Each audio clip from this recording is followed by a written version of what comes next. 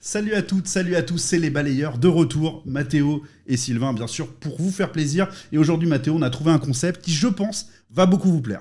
Ouais, complètement, c'est un sujet d'actualité. À l'heure où on tourne cette vidéo, on va parler Mercato, Sylvain. Et oui, Mercato, et on va essayer tout simplement, on s'est amusé en tout cas à essayer de trouver la recrue idéale, enfin en tout cas une recrue qui serait formidable pour votre club de Magnus. Donc voilà, vous pouvez essayer de jouer avec nous aussi et de nous envoyer, si vous le voulez, en tout cas en commentaire, la recrue que vous auriez aimé avoir et qui serait un peu réaliste quand même, Matt, parce qu'on a essayé de faire les choses bien. Ouais, on a essayé de prendre en compte un peu les ADN clubs, sur quel type de profil ils vont, sur quelle nationalité, parce qu'il y a des clubs... le coach aussi parfois qui a ses réseaux. Ouais, exactement, et puis on a essayé un petit peu de voir les anciens joueurs passer par la Magnus, on essaye d'être cohérent et de faire rêver un petit peu parce qu'on parle de recrue idéale. Exactement, il y a un mélange de noms que vous connaissez déjà puisqu'ils jouent dans d'autres clubs de Magnus, peut-être dans d'autres divisions, et puis aussi des étrangers qu'on est allé chercher mais avec des profils intéressants, voilà, ou peut-être certains qui sont très férus de hockey les connaissent déjà. Ouais, c'est sûr. On va bien s'amuser en tout cas, donc on passe au générique et on enchaîne tout de suite avec la vidéo, c'est parti.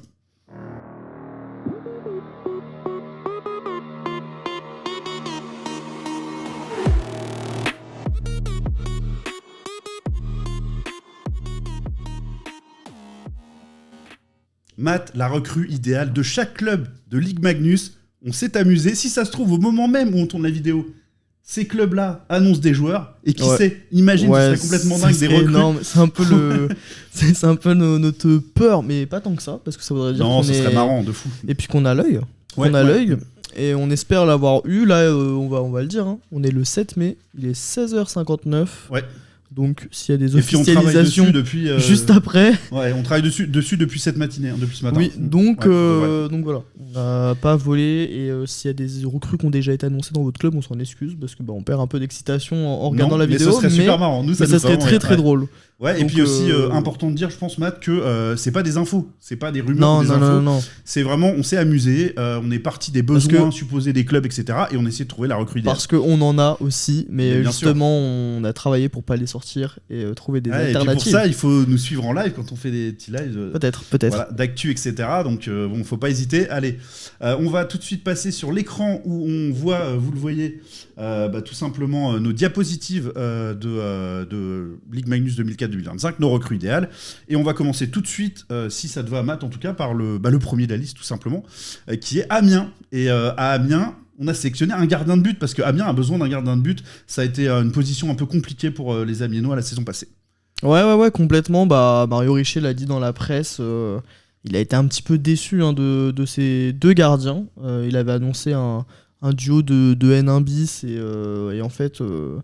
ça n'a pas été si concluant que ça. Il n'est pas allé avec le dos de la cuillère, Mario, comme je crois qu'il a dit que Clément Fouquerel n'était même pas top 7 des gardiens français. Enfin, il avait sorti des mots forts. Il avait fait des grosses saisons pourtant, Clément Fouquerel, à Bordeaux notamment. Il a fait. Il fait partie des très très bons gardiens français. Et on part dans le principe que Amiens va chercher un nouveau gardien. Ils ont annoncé le départ d'Antoine Gilbert, qui part à Gap, d'ailleurs. Oui, absolument.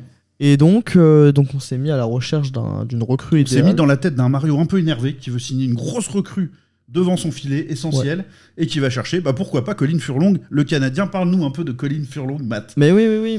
Colin Furlong, Canadien qui a passé la trentaine maintenant. Ça fait pas mal d'années qu'il joue en Alpachel, donc c'est la ligue juste en dessous de l'ISHL. C'est ça, je crois que c'est le maillot, on le voit avec un maillot de cette ligue-là d'ailleurs, il me semble. Ouais, c'est ça exactement. C'est un gardien qui était très très bon en U-Sport, plus de 93 de pourcentage d'arrêt. Là en Alpachel, c'est pareil, on est dans du 93, voire 94 en play-off, donc c'est l'un des très très bons, voire le meilleur gardien du championnat. Pourquoi pas tenter la Magnus, pourquoi pas tenter de signer un panneau publicitaire, parce que si tu vois la photo, vraiment, regarde, il y a même une pub différente sur chaque jambière. C'est une question de réalité économique. De choix de club aussi. C'est aussi pour ce choix-là qu'on l'a fait, parce que Amiens ne roule pas sur l'or non plus. Mais c'est un peu la blague, c'est sauras-tu deviner le club? Alors oui, il y a marqué Rittner en fait en petit, mais alors vraiment entouré de partenaires, c'est assez marrant. C'est fou. Mais très très bon gardien. Ouais, excellent. Je pense que ça peut être un bon choix pour une Magnus. Là, c'est fort Amiens, mais moi j'y crois. Allez regarder sur Elite Prospect, notamment, site de référence pour avoir les parcours des joueurs, mais vous verrez que c'est un beau profil et que c'est pas complètement fou de penser qu'il pourrait s'engager dans un club de Magnus. Moi, je pars dans le principe que il domine l'Alpachel, donc pour lui la suite logique c'est l'AXHL. Et l'AXHL, bah, c'est un championnat qui vaut largement la Magnus, donc pourquoi pas. Allez, et si on passait encore sur un gardien, parce qu'il me semble pour Angers que c'est aussi une grosse question, avec Callum Booth. Ouais, bah ça c'est... Ancien des Remparts de Québec. Je vais te laisser en parler, Sylvain. Eh bah bien sûr, donc ancien des Remparts de Québec, et un nom, voilà, quand on regardait un petit peu dans les profils, qui me disait quelque chose, et c'était bien ça, il avait joué là, et puis on le voit là avec un magnifique maillot des Carolina Hurricanes, très beau, donc voilà, c'est un très beau profil aussi, et par rapport à Amiens, on a vu un petit peu au-dessus, un cran au-dessus peut-être, en termes de parcours, en termes non, il n'y a pas de débat, voilà, c'est un gardien qui a joué en AHL, qui a joué en East Coast, qui a joué dans des bons championnats européens, qui devait jouer à Cardiff cette année. Ouais. Ça n'a pas été le cas. Oui, parce qu'il est d'origine galloise. Ouais, voilà. Complètement. Et on s'est dit pourquoi pas, Jonathan Paredes entraîner l'équipe de Nottingham. Donc c'est des noms dont il a pu voir passer. Oui, ouais, c'est ça nous paraît pas complètement. Et puis c'est un profil, c'est un gardien qui est très grand, qui a été drafté NHL, donc le talent existe. Pourquoi pas? Pour calumer le feu du côté d'Angers. Pourquoi pas mal du Pourquoi côté pas de bâtir avec un Callum Booth. Allez, let's go pour ce choix-là. En tout cas, 2 gardiens déjà, mais on n'aura pas que des gardiens. Et puis là, c'est des noms que vous connaissiez pas forcément, puis sûrement pas nécessairement. On commence avec de l'inconnu pour l'instant. Mais bon, il va y avoir, vous allez voir des noms que vous allez reconnaître bien sûr, comme peut-être déjà Joseph Broutin, pour ceux qui suivent l'AD1. Et pourquoi on y a pensé pour le club d'Anglet, qui est Joseph, pour ceux qui ne le connaissent pas. On va vous en apprendre un peu plus. Ouais, complètement. Bah, Joseph, c'est un petit centre qui a des mains exceptionnelles, une intelligence de jeu, un dynamisme fort, quelqu'un qui sait être buteur dans les moments importants. Ça fait 2 ans maintenant qu'il est très très bon en D1. Il a fait le choix, et c'est très intelligent, de confirmer en D1. Et il l'a très bien fait, de Joseph Broutin. C'est un finaliste de Coupe de France. Bien sûr, tout le monde l'a vu d'ailleurs. C'est pour ça qu'on se l'est dit aussi. Voilà, on sait que les clubs de Magnus, tout le monde passe pas son temps à regarder les vidéos et tout, mais la finale de Coupe de France, je pense que la plupart des coachs l'ont vu et ont dû observer ce joueur très dynamique, très intéressant, avec qui a toute sa place en Magnus finalement. Ouais, c'est ça, c'est un jeune talent de formation rouennaise en plus, donc c'est intéressant. Moi, je pense que c'est un bon profil pour Anglet, qui va devoir aller chercher du JFL. Là, ils ont annoncé 4 départs, 4 retraites cet été, donc pour reconstruire un jeune comme Joseph Broutin, c'est une bonne idée à la fois pour Anglet et pour Joseph, de ne pas brûler les étapes. On lui voit certainement un potentiel Magnus, mais en plus, pourquoi pas de jouer sur une bonne ligne. C'est ça. Dans un club de milieu bas de tableau, quand même plutôt bas de tableau pour Anglet, mais ce serait intéressant, et ce serait encore une fois une poursuite logique de carrière, avec des responsabilités pour lui, avec peut-être de la place en powerplay. Enfin, on peut imaginer plein de choses très positives pour sa part. Donc voilà, Joseph Broutin du côté d'Anglet. Vous nous direz, les supporters du club basque, qu'est-ce que vous en pensez? Ou si vous êtes un supporter de Magnus, est-ce que vous aimeriez avoir Joseph Broutin dans votre équipe aussi? Parce que je pense qu'il y en a pas mal qui aimeraient bien avoir un joueur de ce calibre-là. C'est quoi, il doit avoir 22 ans. Plein de potentiel. C'est fou. Voilà, donc Joseph Broutin à Anglet. On passe du côté de Bordeaux, où là, on connaît déjà cette recrue, évidemment. Puisque on parle de l'international Jules Bosc, qui en ce moment qui a connu une problématique un peu gênante pour lui, qui fait qu'il est éloigné des glaces, mais n'empêche qu'il va revenir, qu'il aura besoin de rebondir, et avec l'ambition de Bordeaux aujourd'hui, ça paraît très cohérent qu'il rebondisse dans un environnement qu'il connaît à Bordeaux, et un club qui lui a fait confiance, là où il a vraiment aussi développé tout son potentiel. Donc voilà, Jules Bosc à Bordeaux, ça nous paraît vraiment intéressant. Ça va se l'arracher, je pense. C'est un joueur qui n'a pas joué de la saison, donc en termes de salaire à proposer, c'est plus intéressant sur ce type de joueur-là. Ça va être un bon move. C'est quelqu'un qui continue de s'entraîner dans le sud-ouest depuis le début de saison, depuis sa suspension. Why not? Va falloir qu'il rebondisse. Je pense que ça va être compliqué en Amérique du Nord après son passage qui n'était pas mauvais. Il est suspendu jusqu'à, tu te rappelles? Je pense que c'était une suspension d'1 an, donc ça va être novembre-décembre. Donc on verra bien. Bordeaux, c'est un club qui est très très ambitieux, ça s'est montré par le début du recrutement. Ils font une finale de Magnus. Lui, c'est un contexte qu'il connaît bien, il y a déjà joué, donc pour rebondir, c'est, je pense, une bonne idée. Ouais, complètement. Jules Bosc à Bordeaux, ça vous surprendra pas du côté de Bordeaux, et je suis sûr que vous seriez ravis, supporters et puis même tous les fans de la Magnus, de voir un joueur de ce calibre-là qui, voilà, un peu à cause de cette péripétie, de cette problématique, en tout cas se retrouve peut-être sur le marché français, en tout cas accessible pour des clubs français.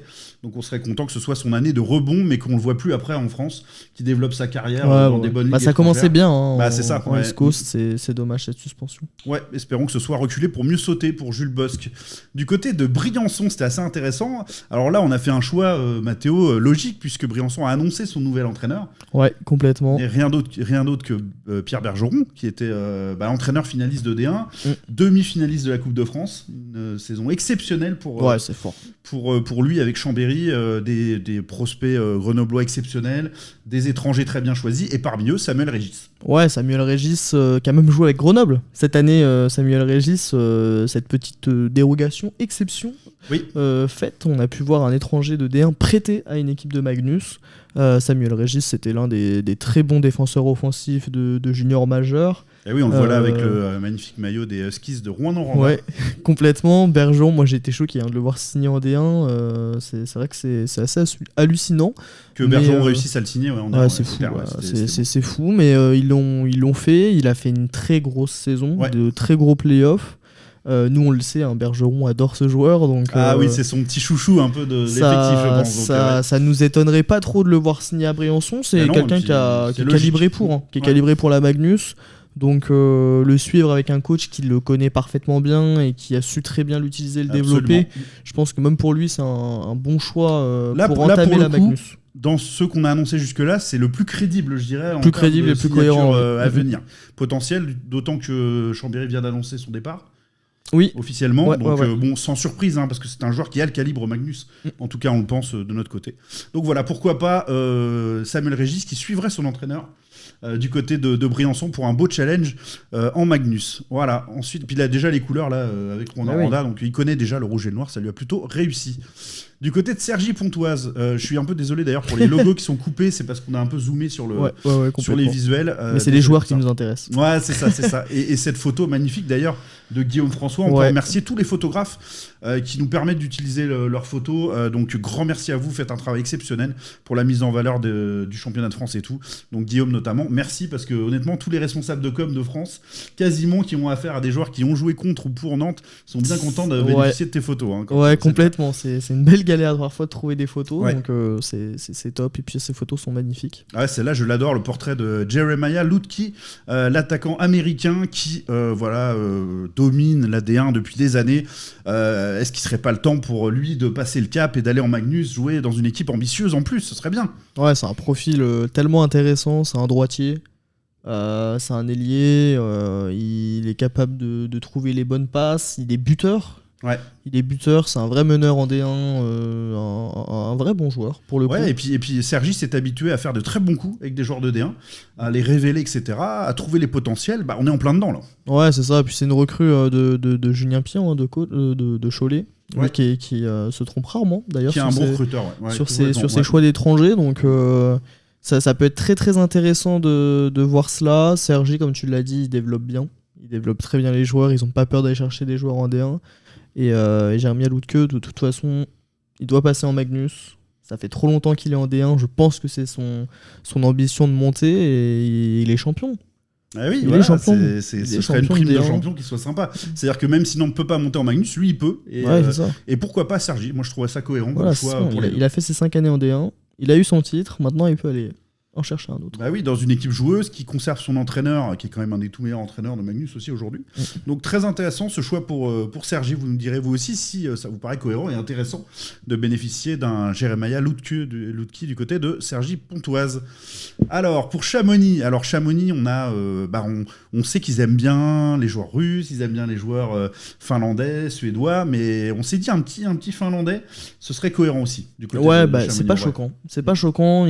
C'est eux qui avaient fait venir Salonen, je crois. Ouais, tout à fait. Ils ont su faire performer des très très bons Finlandais, même cette année. Rien que Celio ou comment il s'appelait? Bon, il y en a beaucoup. Oui, il y en a eu. Il y en a eu beaucoup. Celio étant peut-être le meilleur. C'est une filière qui marche très très bien, notamment dans les Alpes. Lui, c'est un joueur que le nouveau coach connaît très bien.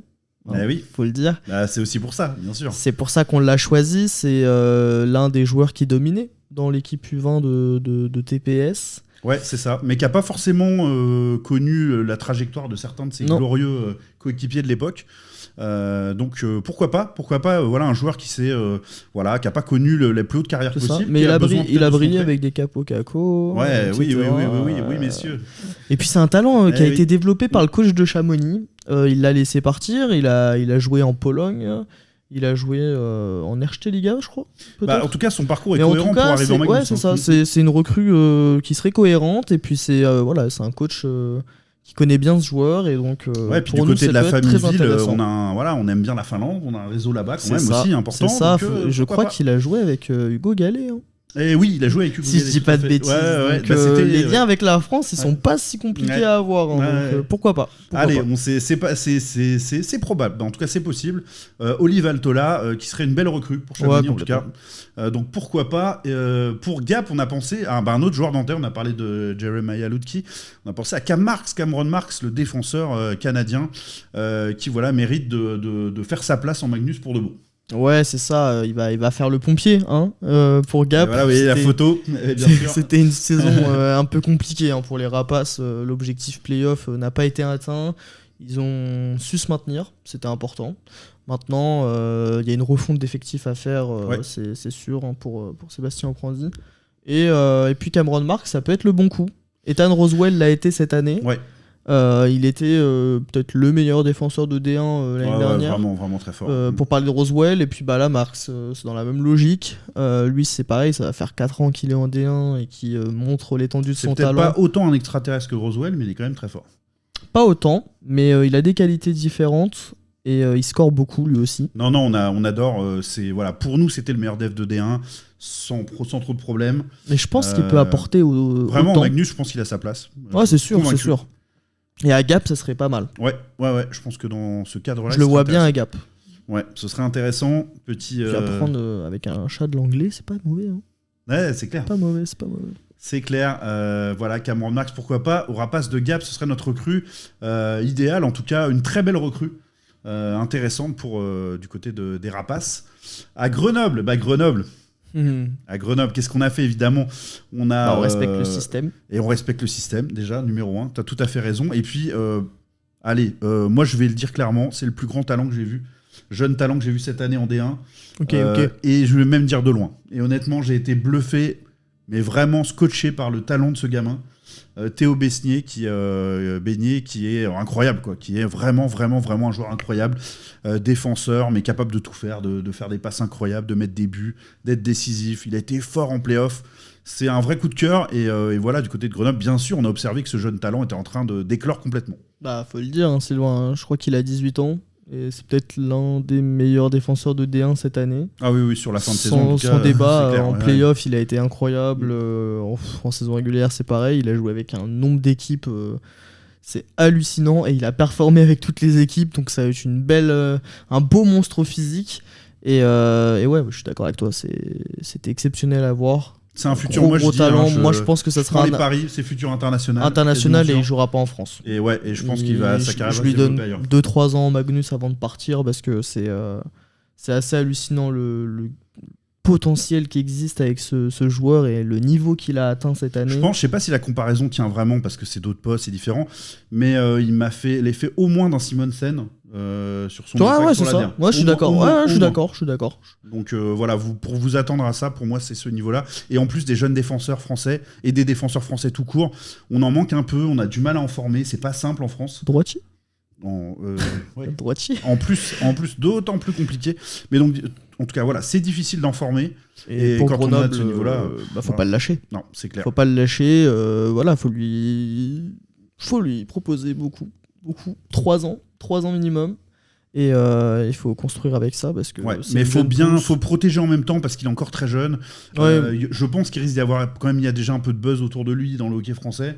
Mais il semble mature. On a regardé beaucoup d'interviews ensemble et il semble assez mature. La famille est là pour le soutenir aussi. Et tout il y a un cadre. Voilà. Ils sont ambitieux parce qu'ils ont raison de l'être. Théo le premier, et bien sûr qu'il faut l'être. Mais en même temps, ils sont très vigilants au bien-être général du joueur et puis de bien construire son avenir. Donc je pense que c'est vraiment une belle pépite du hockey français. Une belle pousse. que Grenoble a formé, post-formé du côté de Chambéry là, avec une très très belle saison. Donc pourquoi pas le voir du côté dès l'année prochaine, côté des Brûleurs de Loup. Quelle chevelure. Oh ouais, il y a une classe folle. Alors Marseille, j'aime beaucoup ce choix. Parce que bon, on sait, ils avaient un certain nombre de joueurs de l'Est cette année, qui ont quand même globalement bien performé.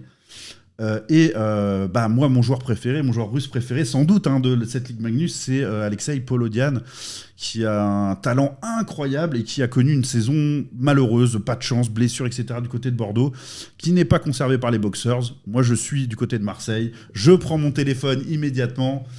Allô Alexei, tu vas voir, Marseille c'est un kiff, Bordeaux c'est chouette, mais Marseille c'est aussi incroyable. Allez, on t'emmène faire une petite soirée au Vélodrome, on te fait kiffer la ville et on signe ton contrat dans la foulée. Bah c'est sûr, hein. C'est un cadre de vie exceptionnel, il a adoré Anglette. Là à Marseille, je pense qu'il y a tout pour kiffer, c'est une ville qui est magnifique, t'as la mer juste à côté. Donc, Et ça marquerait l'ambition.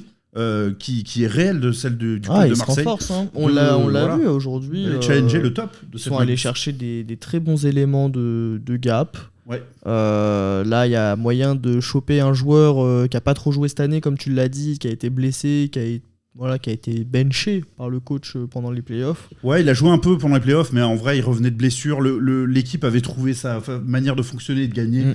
C'est toujours des situations compliquées, mais en tout cas, il n'a pas eu de chance cette année. Pour rebondir, c'est pas mal.